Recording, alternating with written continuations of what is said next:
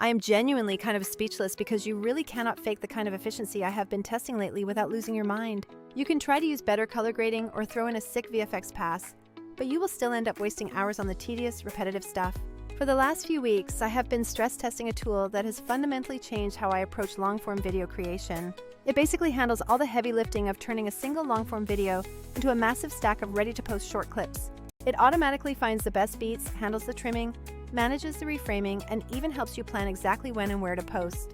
Honestly, it feels like the future of content workflows, and while it might annoy your freelance editor a little, it will definitely free you up to actually make things.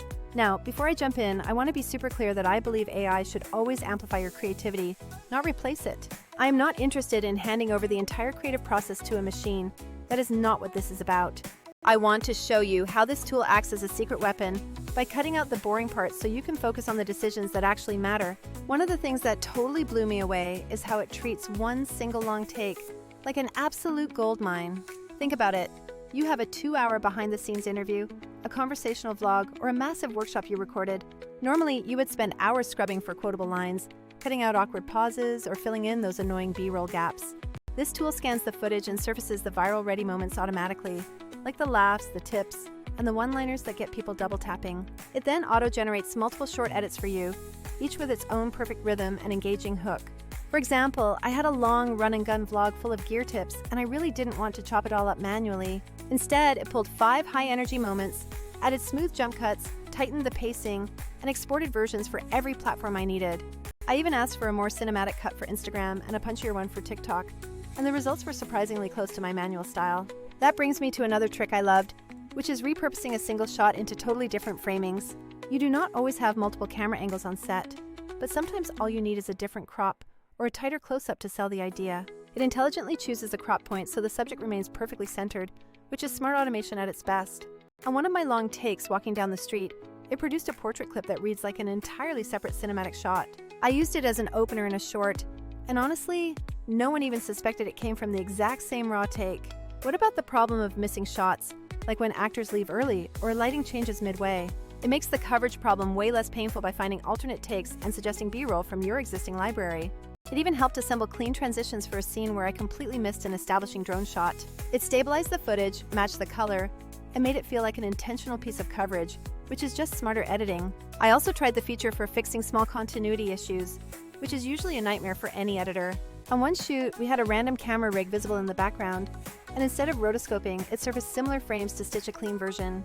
It is fast and invisible, and for about 90% of social clips, it does exactly what you need without a headache. One of the handiest points is that you can just tell it what kind of clip you want, and it listens. Need a 15-second tip for TikTok with a hook at 3 seconds? Just ask for it. It auto-inserts captions, picks the punchy moments, and provides those thumb-stopping openers that we all struggle to get right. It also helps with those last-minute client changes we all dread getting at the end of a project. Producers are always asking for tiny edits, but this tool makes that process 10 times less stressful. It surfaces alternate frames where the smile is stronger or suggests clips without that stray person in the background. In short, it means way fewer late-night sessions stuck in editing software, which is a massive win.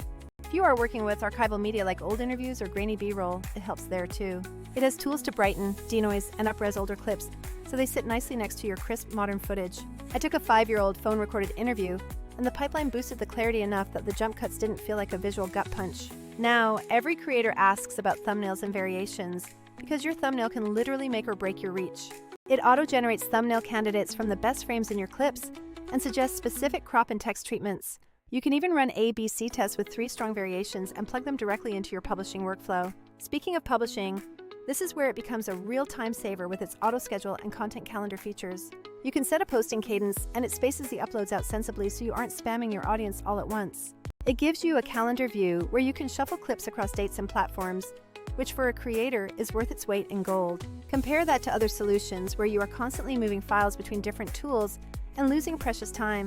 I should be honest and say there are other tools out there, and some are great at next-level image generation or fancy retouching, but those tools are built for synthetic imagery, while this tool solves the core problem, turning raw recordings into viral shorts consistently. Some platforms are way too expensive or bloated because they are built for massive post houses, not solo creators.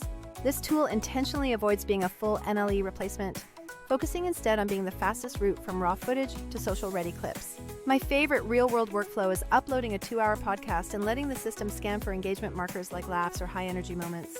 I pick my favorites, tweak a couple of intros, and tell it to auto-schedule everything over the next 2 weeks. It is literally like turning one big recording session into an entire month of content without repeating yourself.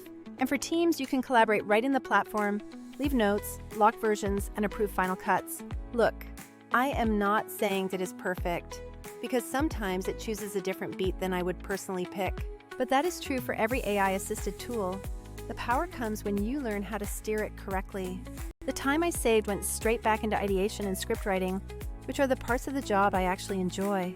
If you are tired of the grind, the clip extraction, the cross-post formatting, and the scheduling anxiety, give a workflow like this a shot. Use it as your assistant to handle the repetitive editing, and you will end up publishing more and feeling way less burned out. If you want a walkthrough of a specific workflow, just say the word and I will break it down step by step for you.